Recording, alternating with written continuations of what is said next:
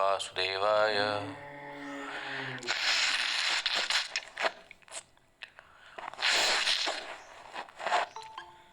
ओम नमो भगवते वासुदेवाय। ओम नमो भगवते वासुदेवाय। ओम नमो भगवते वासुदेवाय।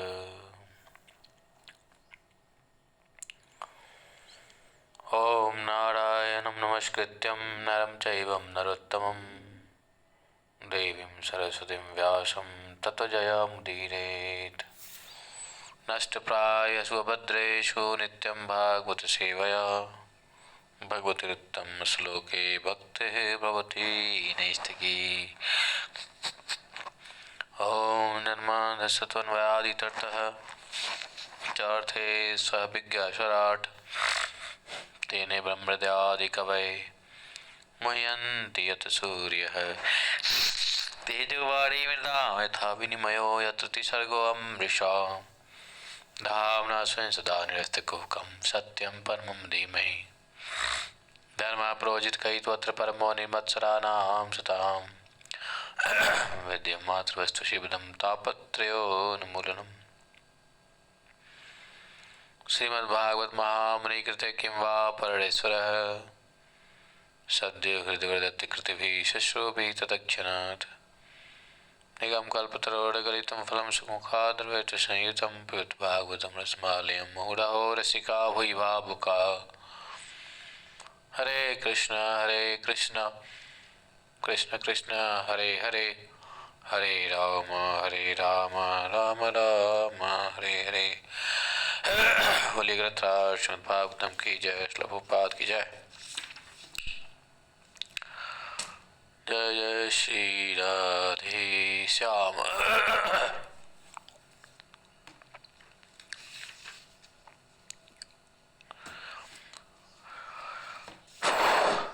तो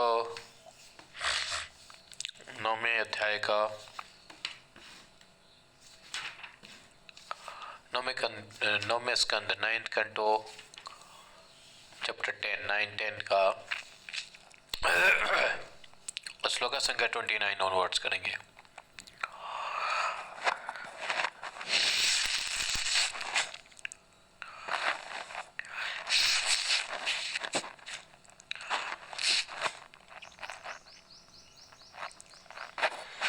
स्वानां विभीषणश्चके कौसलेन्द्रानुमोदितः।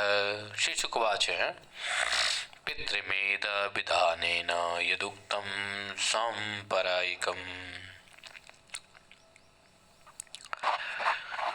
ततो ददर्श भगवान् शोकवनिकाश्रमे क्षमां स्वविरव्याधिं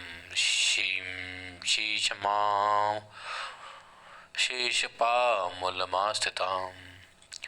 रामः प्रियतमां भार्यां दीनां वीक्ष्यान् कंपत आत्मसन्दर्शनालादं विकसन्मुखपङ्कजाम् आरोप्यारुरुहे यानं भ्रातृभ्याम् अनुमद्युत। विभीषणाय भगवान् तदत्वा रक्षोगणे सतम्। भगवान् दत्त्वा रक्षो गणेशताम्। ओम अज्ञानतिमिरान्धस्य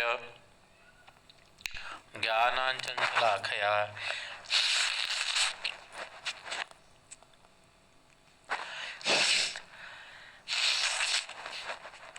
तस्मृतं येन तस्मै श्रीगुरवे नमः।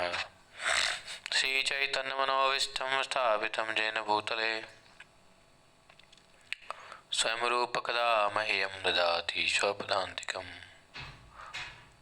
वन्देऽहं श्रीगुरोः श्रीपदकमलं श्रीगुरून् वैष्णवांश्च श्रीरूपं साग्रजातं सहगण रघुनाथान्वितं तं सजीवं साद्वैतं सावधूतं परिजनसहितं श्रीकृष्णचैतन्यदेवं श्रीराधाकृष्णपादान् सहगण ललिता शिवशाखान्वितांश्च। हे कृष्ण करुणा सिंधु दीनबंधु जगतपते गोपेश गोपिका कांतम राधाकांतम नमोस्तुते। तप्त कांचन गौरांगी राधे वृंदावनेश्वरी वृषभानुसुते देवी प्रणमामि हरिप्रिये।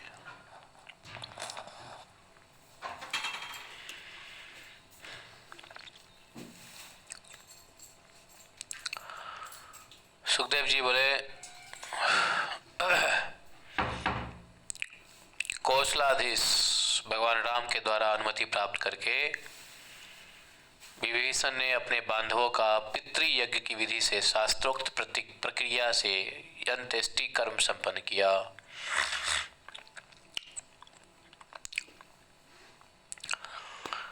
उसके पश्चात भगवान राम अशोक वाटिका के आश्रम में शिंशपा वृक्ष के नीचे बैठी हुई भगवान के विरह रूप व्याधि से पीड़ित एवं दुर्बल तथा दीन बनी हुई अपनी प्रियतमा पत्नी श्री सीता को देखा।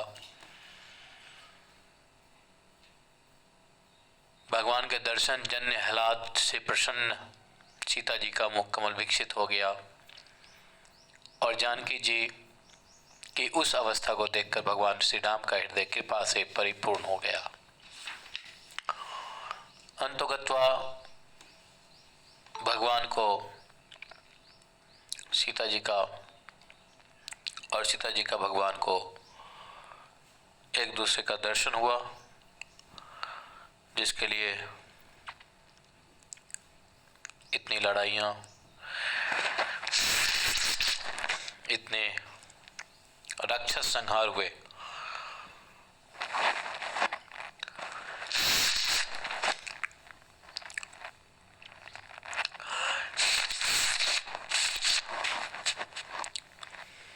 भगवान विभीषण जी को राक्षसों के राजा का पद देकर और जानकी जी को पहले विमान पर बिठाकर लक्ष्मण जी और सुग्रीव जी, इन दोनों भाइयों एवं हनुमान जी के साथ विमान पर चढ़े।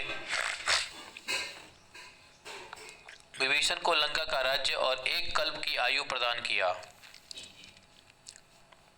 विभीषण जी को एक कल्प की आयु प्रदान किया। भगवान व्रत समाप्त हो जाने पर अयोध्यापुरी के लिए प्रस्थान हो गए। उस समय ब्रह्मा आदि लोकपालगण उन पर पुष्पों की वर्षा कर रहे थे। देखो, जो जितने चिरंजीव है ना, चिरंजीव, उसमें विभीषण जी भी हैं। विभीषण जी को भी एक कल्प का आयु दिया, तो विभीषण जी आज भी हैं, जीवित हैं। कहाँ है पता नहीं।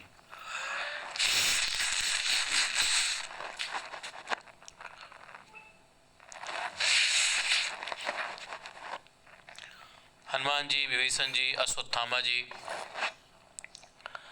इत्यादि लोग आज भी हैं।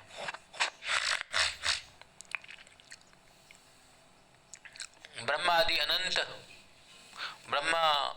अन्य देवताओं के साथ आनंद पूर्वक श्री भगवान की लीलाओं का गान कर रहे थे और श्री भगवान ने जब सुना कि भरत जी गोमूत्र में धुले हुए यव की दलिया खाते हैं,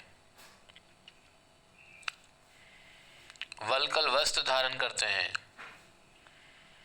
वे जटा बढ़ा रखे हैं, वेदी पर सोते हैं, बड़े दुख हुए उनको।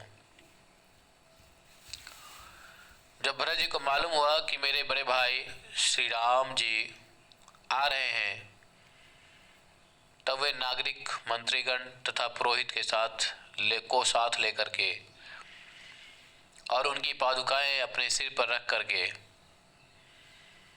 भगवान की अगवानी करने के लिए चल पड़े। जब भरत जी अपने रहने के स्थान नंदीग्राम से चले, तब लोग उन्हें उनके साथ मंगल गान करते हुए तथा बाजा बजाते हुए भी चले। उस समय वैदिक ब्राह्मण बार बार वेद मंत्रों का उच्चारण कर रहे थे। चारों ओर वेद घोष होने लगा।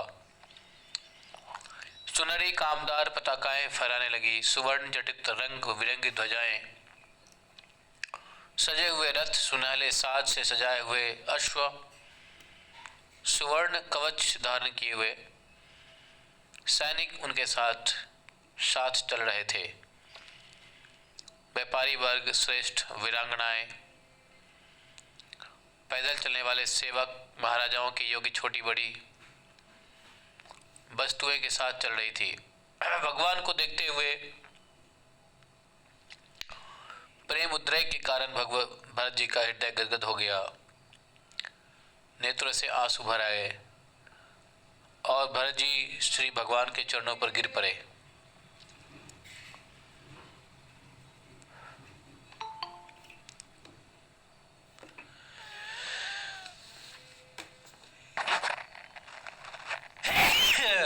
भरत जी भगवान के सामने उनकी पादुका को रख दिया, दोनों हाथ जोड़कर भगवान के सामने खड़े हो गए। उस समय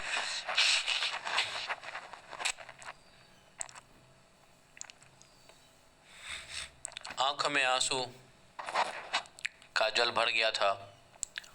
श्री भगवान भरत जी को अपने दोनों हाथों से पकड़कर देर तक, काफी देर तक हृदय से लगाए रहे।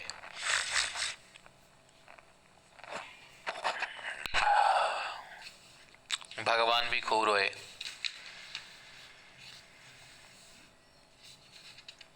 लिखा है कि भगवान की आंसुओं से भरत जी के स्नान हो गया। भरत जी से मिलने के बाद रामो लक्ष्मण सीताभ्याम विप्रेभ्यो ये हर्षतमा तेभ्य स्वयं नमश्चके प्रजाभिश्च नमस्कृतः। प्रजाओं के द्वारा नमस्कृत होकर के भगवान राम, जानकी जी और श्री लक्ष्मण जी के साथ पूजनीय ब्राह्मणों को नमस्कार किए। उत्तर कौशल की प्रजाएं दीर्घकाल के पश्चात आए हुए अपने स्वामी को देखकर अपने दुपट्टे हिला हिलाकर और पुष्पों की वर्षा करते हुए आनंद मग्न होकर नृत्य कर रहे थे। अयोध्या की प्रजाएं भरत जी भगवान के पादुका को ले लिए। विभीषण जी चमड़, सुग्रीव जी पंखा और श्री हनुमान जी श्वेत छत्र धारण कर लिए। सीता जी तीर्थ के जल से भरे कमंडलू ले ली। अंगद ने सोने का खड़क और जामवन ने ढाल ले लिया। तो इन लोगों ने भगवान राम को अयोध्या तक छोड़ने के लिए आए थे।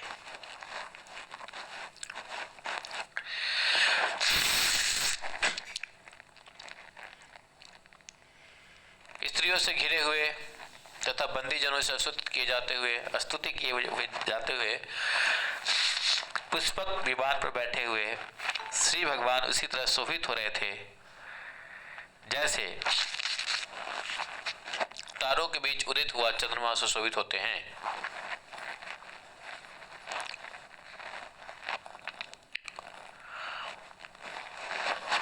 अपने भाइयों के द्वारा अभिनंदित भगवान श्री राम भी उत्सव से युक्त अयोध्यापुरी में प्रवेश किए। राजभवन में प्रवेश करके महाराज दशरथ की पत्नियों, अपनी माताओं, गुरुजनों, मित्रों तथा छोटों के द्वारा सम्मानित होकर उन लोगों का भी यथायोग्य सम्मान किया। श्री सीता जी तथा लक्ष्मण जी ने श्री भगवान के साथ ही सबक के प्रति जिसके प्रति जो उचित व्यवहार है उन्होंने सब किया। जिस तरह मृत शरीर में प्राणों का संचार हो जाए, उसी तरह वे माताएं अपने पुत्रों को अपनी गोद में बैठाकर आंसुओं से सींचती हुई अपने पूर्ण शोक को त्याग दिया। माताएं से मिलते हैं।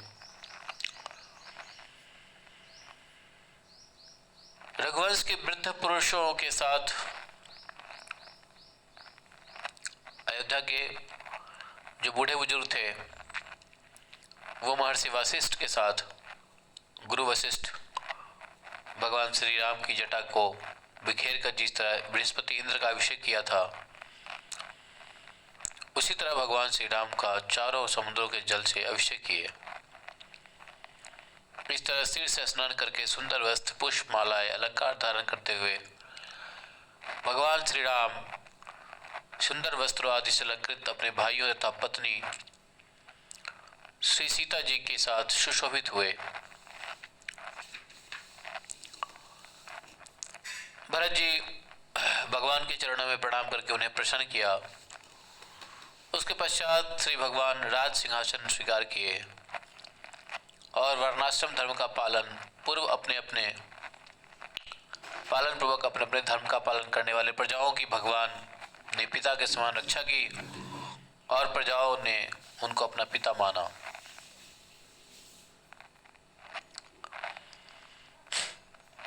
त्रेतायाम वर्तमानायाम कालः कृत समोभवत् रामे राजनी धर्मज्ञे सर्वभूत सुखावहे। सभी प्राणियों को सुख देने वाले भगवान राम के राजा होने पर यद्यपि वह समय त्रेता का था किंतु वह सतयुग के समान हो गया। परीक्षित जी, भगवान राम के राज्य में वन, नदियां, पर्वत, वर्ष, द्वीप और समुद्र सबके सब प्रजाओं की मनोकामनाओं को पूर्ण करने वाले थे। भगवान श्री राम के राज्य काल में प्रजाओं को आदि मतलब मानसिक रोग, चिंता, व्याधि, किसी प्रकार का रोग या बुढ़ापा, शांति, दुख, शोक, भय, थकान ये सब नहीं होते थे। यहाँ तक कि नहीं चाहने वालों को मृत्यु भी नहीं होती थी। कोई ना चाहे तो मृत्यु भी नहीं होगा। पूरे राज्य में ऐसा था, ना चाहे तो मृत्यु भी नहीं होती, ऐसा था। समझे?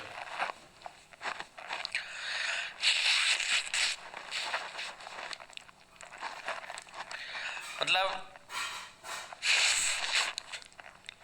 भगवान राम के समय में अगर किसी भी अयोध्यावासी को अगर मृत्यु की जब इच्छा होती तभी उनको मृत्यु होता, इच्छा मृत्यु था। एक पत्नी व्रतधरो राजर्षित चरिता शुचि सधर्मम गृहमेधीयम शिक्षयन स्वयमाचरण। भगवान श्री राम एक पत्नी व्रत को धारण किए थे। वे गृहस्थ धर्म की शिक्षा देते हुए स्वयं उसका पालन करते थे। अपने पति भगवान श्री राम जी के हार्दिक भावों को जानने वाली सती शिरोमणि सीता जी प्रेम से, सेवा से, शील गुण से, अत्यधिक वीरता से, अपनी बुद्धि तथा लज्जा से अपने पति के मन को अपनी ओर आकृष्ट कर रखी थी। तो बहुत संक्षेप में 56 श्लोक में रामायण सारा हो भी गया।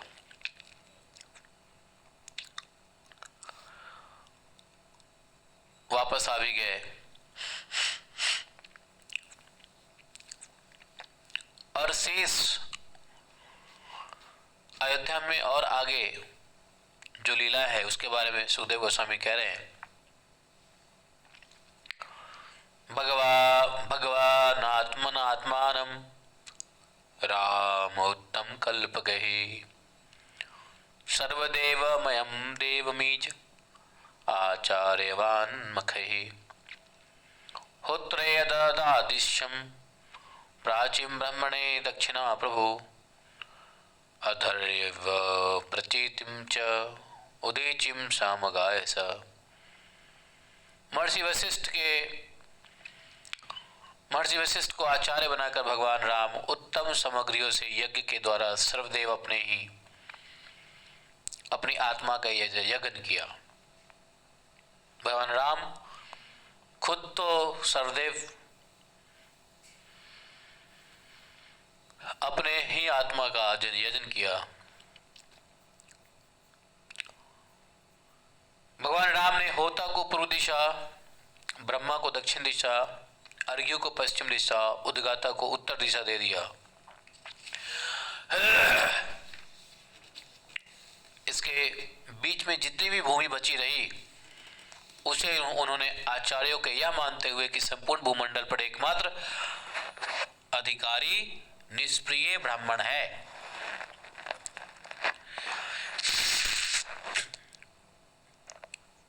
चार दिशाओं की भूमि देने के बाद जितनी भूमि बची वो सब ब्राह्मणों को दे दिया।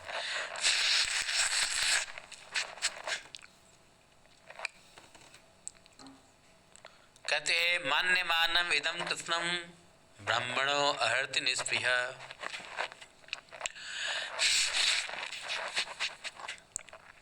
निष्प्रिय ब्राह्मण को दिया, लालची ब्राह्मण को नहीं। इस तरह संपूर्ण भूमंडल का दान करने के उन्होंने अपने पास अपने शरीर के वस्त्र और अलंकार को ही अपने पास रखा।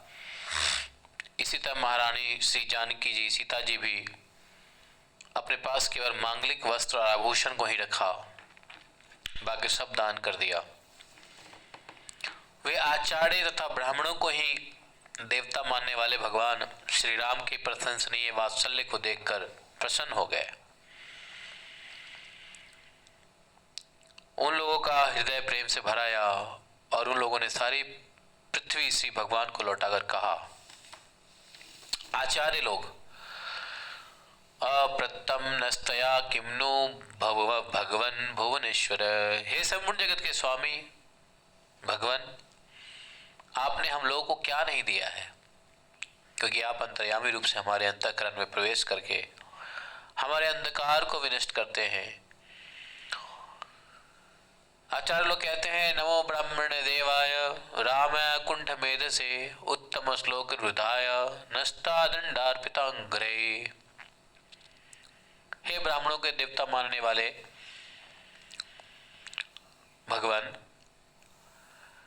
आपका ज्ञान अनंत है। पवित्र कीर्ति वाले पुरुषों में आप सर्वश्रेष्ठ हैं और जो लोग किसी को भी किसी प्रकार की पीड़ा नहीं पहुंचाते, ऐसे मुनिजनों को आप अपने दोनों चरणों को प्रदान कर रखे हैं। ऐसे भगवान श्री राम को हम लोग प्रणाम करते हैं। एक बार अपनी प्रजा की स्थिति जानने के इच्छुक एक बार भगवान राम ने सोचा कि प्रजा के मन में क्या चल रहा है, यह जानने के लिए भगवान राम रात्रि के समय छिपकर किसी का अपने नगर में घूम रहे थे, बिना बतलाए, किसी को बिना बतलाए।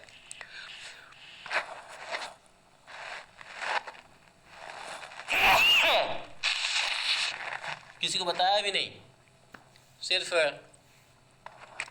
भेष बदल करके नगर में घूम रहे थे। पहले के राजा लोग करते थे ऐसा।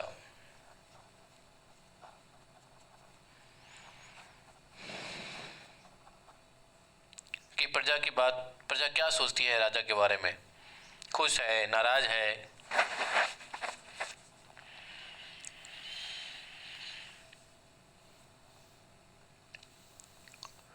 उसी समय नगर का एक दंपति अपनी पत्नी को डांटते हुए किसी की बात उन्होंने सुना। भगवान राम ने, वो अपनी पत्नी को डांट रहा था, ना अहम भरमी त्वाम दुष्टाम सती परवेश्यगाम स्त्री लोभी बिभ्रियात सीताम रामो नाहम भजे पुनः। बहुत बड़ी बात कह दिया। स्त्री लोभी क्या, बिभ्रियात सीताम रामो नाहम भजे पुनः। उसने कहा कि तुम दूसरे के घर में रहकर आई हो, इसलिए तुम दुष्ट और उल्टा हो, मैं तुमको अब नहीं रख सकता हूं। स्त्री के लोभी राम भले ही सीता को रखे, किंतु अब मैं तुमको नहीं रख सकता। ये वो दंपति अपनी पत्नी को डांट टपट के बोल रहा था।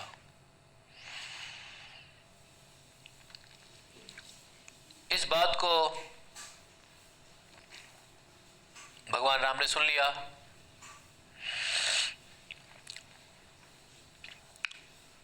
सुखदेव गोस्वामी कहते हैं कि अज्ञानी संसार के सभी लोगों को प्रसन्न करना अत्यंत कठिन है। इस तरह की बातें बहुत लोगों के मुख से सुनकर अपयश के भय से भयभीत श्री रामचंद्र जी ने श्री सीता जी का परित्याग कर दिया।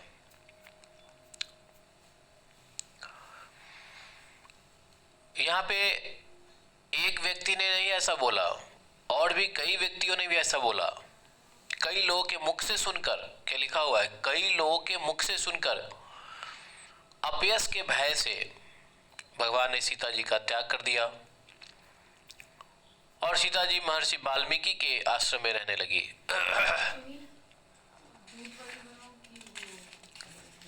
अरे बार ऐसे सीता जी गर्भवती थी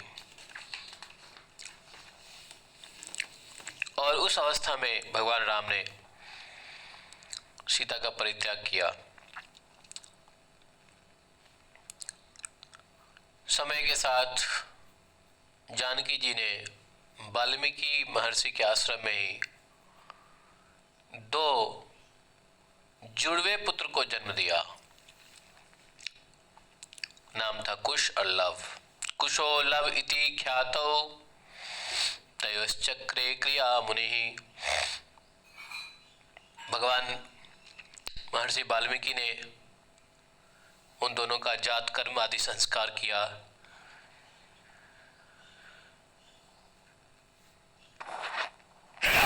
श्री राम लक्ष्मण जी के भी 2 पुत्र कहे गए। उनके भी 2 पुत्र हुए लक्ष्मण जी के भी। उसका नाम था अंगद और चित्रकेतु।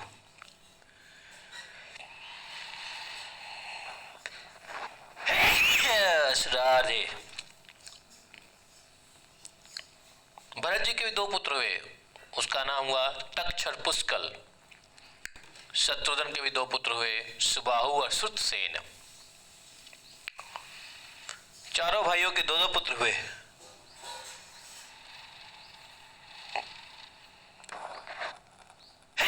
राधे श्याम। आज छींकें बहुत आ रही है, नजला हो गया, नजला, बैड कोल्ड। भरत जी ने दिग्विजय करते समय करोड़ों गंधर्वों को मार दिया।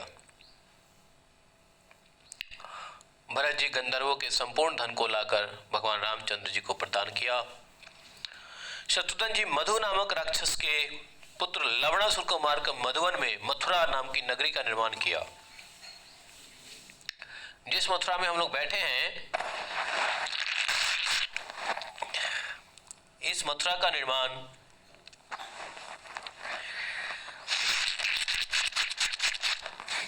मधु नामक राक्षस को मार करके शत्रुघ्न जी ने किया था। अपने पति के द्वारा परित्यक्त सीता जी अपने दोनों पुत्रों को महर्षि वाल्मीकि को समर्पित करके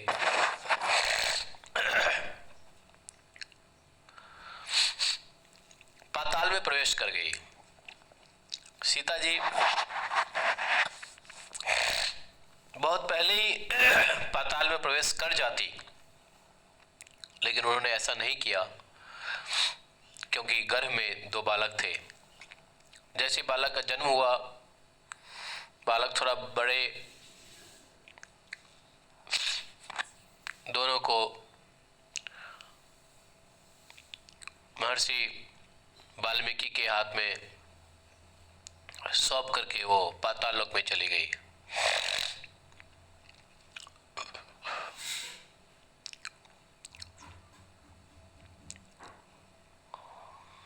और सीता जी के पृथ्वी में प्रवेश का समाचार सुनकर भगवान राम अपने बुद्धि के द्वारा शोक के आवेश को रोकना चाहकर भी श्री जानकी जी के विविध गुणों को स्मरण करके समर्थ होकर भी नहीं रोक सके। भगवान राम ने पुनः अपनी पत्नी सीता का वियोग से शोकाकुल हो गए। एक बार नहीं पत्नी के वियोग से शोकाकुल हुए, बल्कि ये दूसरी बार था। चाह करके भी अपने आप को शोकाकुल होने से रोक नहीं पाए।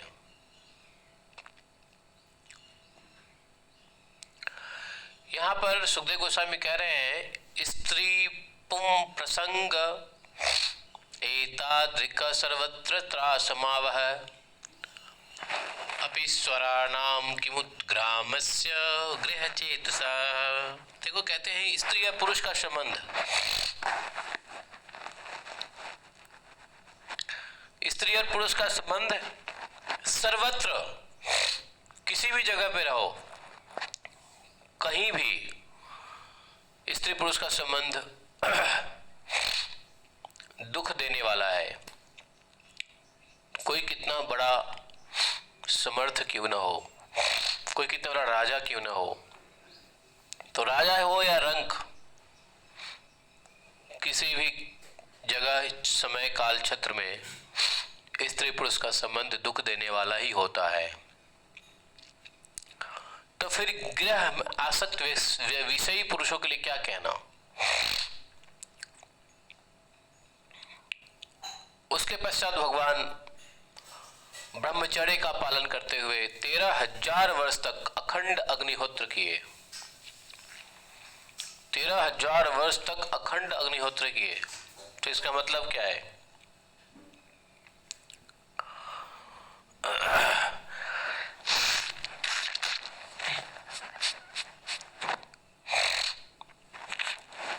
इसका मतलब उस वक्त भगवान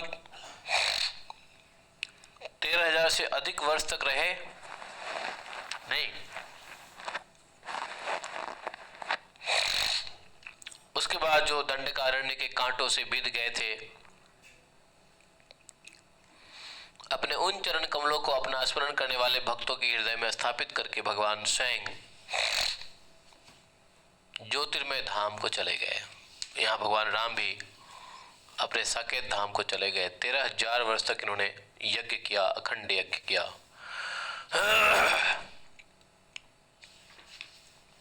अग्निहोत्र यज्ञ। देवताओं की प्रार्थना से भगवान राम ने लीला शरीर धारण किया था, जिनके सदृश ही किसी का प्रभाव नहीं था, वैसा जैसा तो उनसे अधिक प्रभाव किसी का कैसे हो सकता है। ऐसे भगवान श्री राम के द्वारा रावण का मारा जाना या समुद्र पर सेतु का निर्माण कोई उनका यश नहीं है। तो फिर अस्त्र शस्त्रों के द्वारा शत्रु को मारने में उनको बानर की कौन सी आवश्यकता थी? ये सारा कार्य भगवान का लीला मात्र है, जिनसे भगवान का निर्मल एवं पाप विनाशक यश का वर्णन अब भी युधिष्ठिर इत्यादि महाराजाओं ने सभाओं में, महाराजा की सभा में, युधिष्ठिर आदि महाराजाओं की सभा में मार्कंडे इत्यादि महान ऋषिगण करते हैं, जो यश दिग्गजों के पट के नाम आवरण स्वरूप अर्थात दिशाओं के अंत तक पहुंचा हुआ है, जिनसे भगवान के चरण कमलों के इंद्रादि देवता गण और पृथ्वी के राजा गण अपने अपने मनोज्ञ किरीट के ऊपर धारण करते हैं। उन्हीं भगवान श्री रामचंद्र जी का मैं शरणागति ग्रहण करता हूँ। जिन लोगों ने भगवान राम का स्पर्श या दर्शन या भगवान के संग या अनुगमन किया, वे कौशल प्रदेशवासी उस स्थान को प्राप्त किए जिस स्थान को योगी जन प्राप्त करते हैं। सबको मुक्ति मिली। परीक्षित जी, जो पुरुष भगवान राम के चरित्र को सुनता है, यह उपसमनिष्ठ होकर कर्म के बंधनों से मुक्त हो जाता है। राम के चरित्र को सुनने से, भगवान का चरित्र है। भगवान श्री राम स्वयं अपने भाइयों के प्रति कैसा व्यवहार करते थे अथवा उनके भ्रातृगण, प्रजा, नागरिक श्री भगवान के प्रति कैसा व्यवहार करते थे, ये परीक्षित जी ने पूछा। परीक्षित जी ने कहा कि थोड़ा बताइए कि भगवान अपने भाई बंधुओं के साथ कैसा व्यवहार करते थे, प्रजा और नागरिक भगवान के प्रति कैसा व्यवहार करते थे। इसको जानने की इच्छा हुई परीक्षित महाराज को। सुखदेव गोस्वामी ने कहा, देखो परीक्षित जी,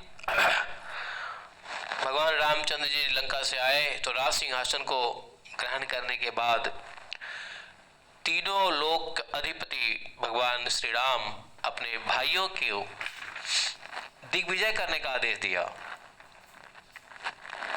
और अपने लोगों को दर्शन देते हुए अनुचरों के साथ अयोध्यापुरी का देखरेख स्वयं करने लगे। चंदन आदि के सुगंधित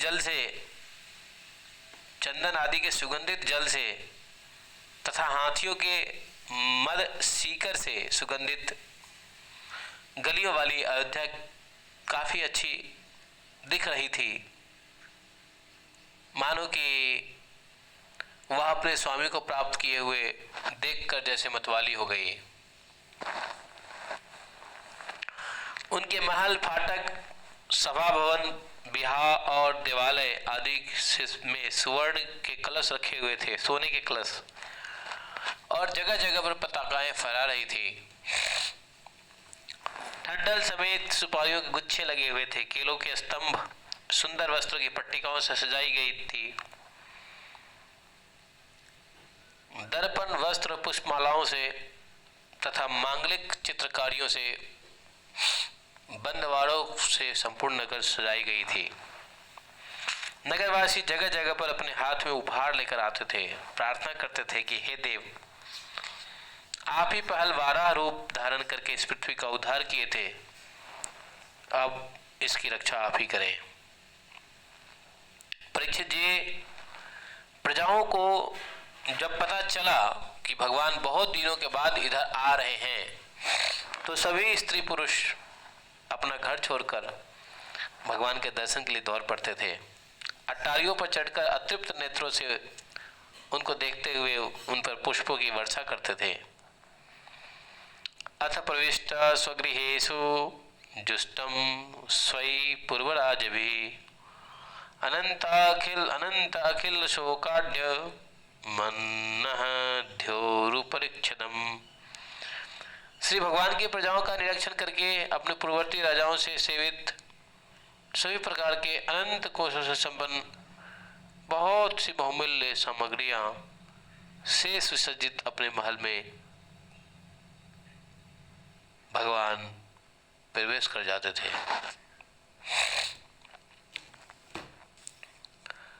थोड़ा सा उनका लाइफ स्टाइल के बारे में बता रहे हैं। महलों के द्वार और दहलियां मूंगे की बनी थी, उसके स्तंभ वैदूर्य मणि के थे और उसका महल के फर्श स्वच्छ मरकत मणि का था। दीवारें उस महल के स्फटिक मणि की बनी थी। अलग अलग प्रकार की मालाओं, पताकाओं, मणियों की चमक, शुद्ध चेतन के समान उज्जवल मोती, सुंदर सुंदर भोग सामग्री, सुगंधित धूप दीप से महल सजाया गया था। आभूषणों को भी भूषित कर देने वाले देवताओं के समान स्त्री पुरुष उस महल को सजाने में लगे थे। इस प्रकार महल में भगवान प्रवेश किए।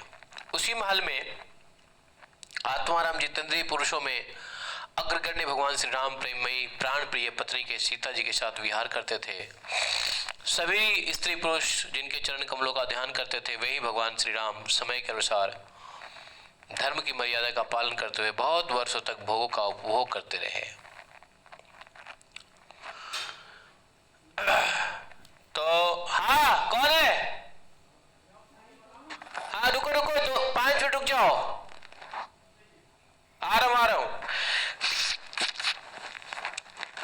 तो यहां पर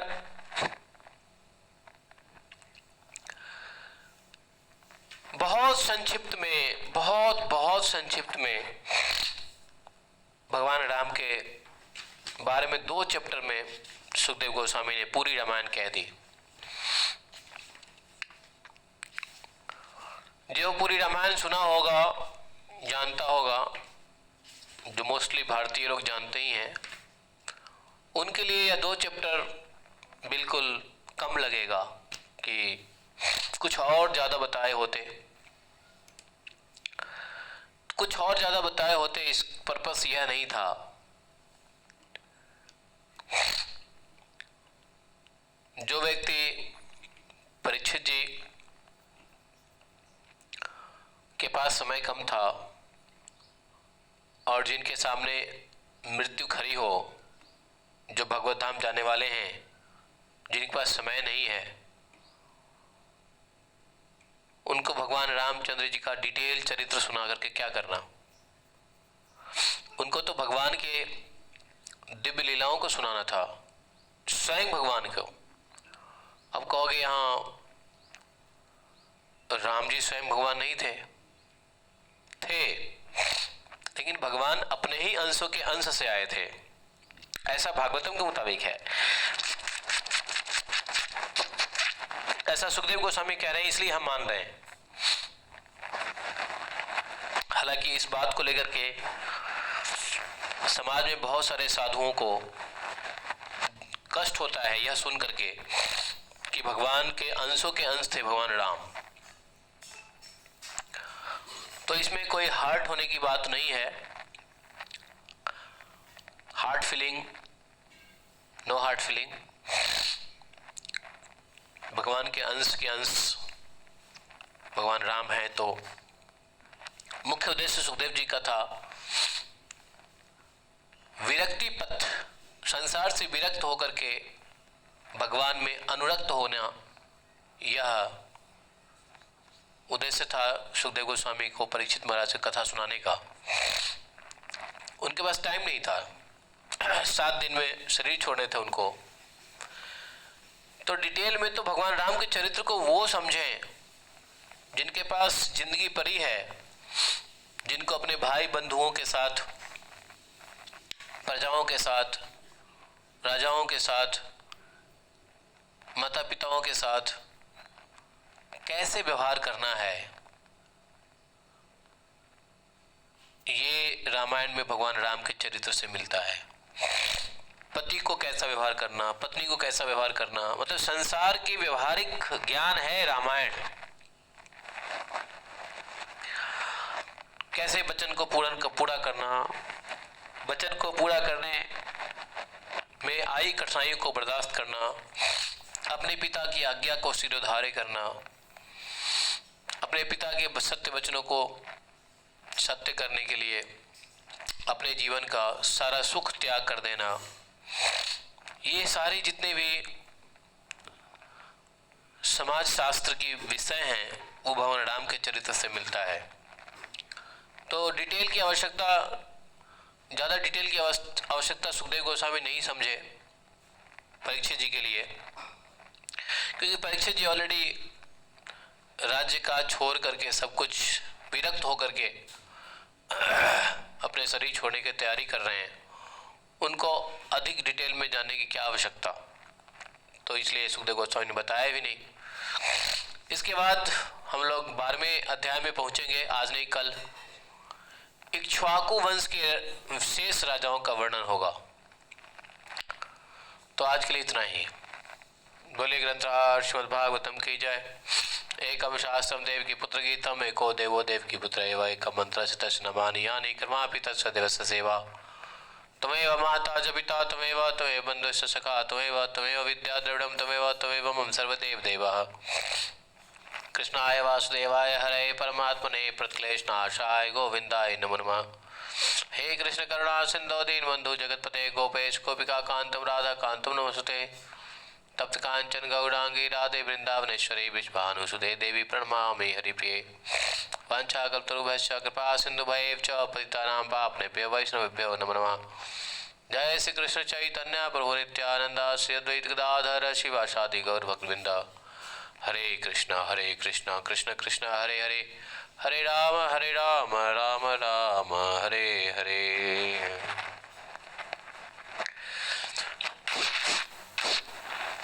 जय श्री राधे। तो रामायण एज पर भागवतम समाप्त होता है।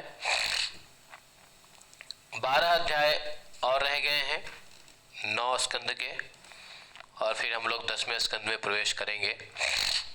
मेरे ख्याल से इसी महीने, चैत्र के महीने में ही हम लोग 10वें स्कंद में पहुंच जाएंगे, है ना। तो इंतजार है 10th कैंटो का, है ना। 10th कैंटो का इंतजार है।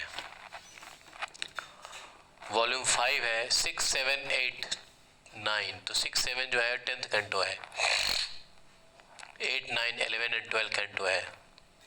ओके, ठीक है। तो 10वें स्कंद में हम लोग बहुत दिन बिताने वाले हैं। मई, जून, जुलाई, अगस्त, सितंबर, 5 महीना हम लोग 10वें स्कंद में बिताने वाले हैं। समझ गए? 5 महीना 10वें स्कंद में बिताएंगे। 4 महीना, मेरे ख्याल से 4 महीना या 5 महीना, फिर 11वां और 12वां स्कंद, और भागवतम का ये सीरीज समाप्त, और फिर महाभागवत कथा प्रारंभ। जय श्री राधे। हरे कृष्ण प्रभु जी। हाँ जी। हरे कृष्ण प्रभु जी, ये अनुपमा माता जी है, जरा इनको जोड़ लीजिए, क्योंकि लिंक भेजने में कभी लेट हो जाता है, तो ये इंतजार करती रहती है। कौन बोल रही हो?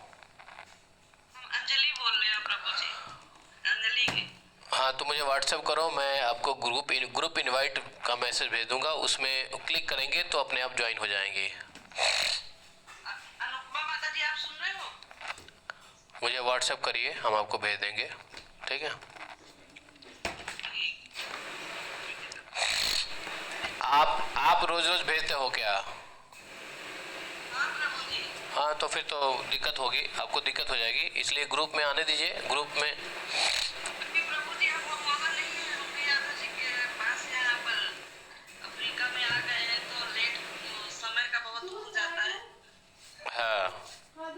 हाँ, इसके लिए ठीक है, व्हाट्सएप कीजिए, मैं ग्रुप इनवाइट लिंक भेजता हूँ, उस पर क्लिक करेंगे, अपने आप वो ज्वाइन हो जाएंगे। ठीक है प्रभु। ग्रुप में ज्वाइन हो जाएगी, फिर डेली की डेली जैसे मैसेज आता है वैसे उनको भी जाया करेगा। ठीक है प्रभु जी। जय श्री राधे। हरे कृष्ण।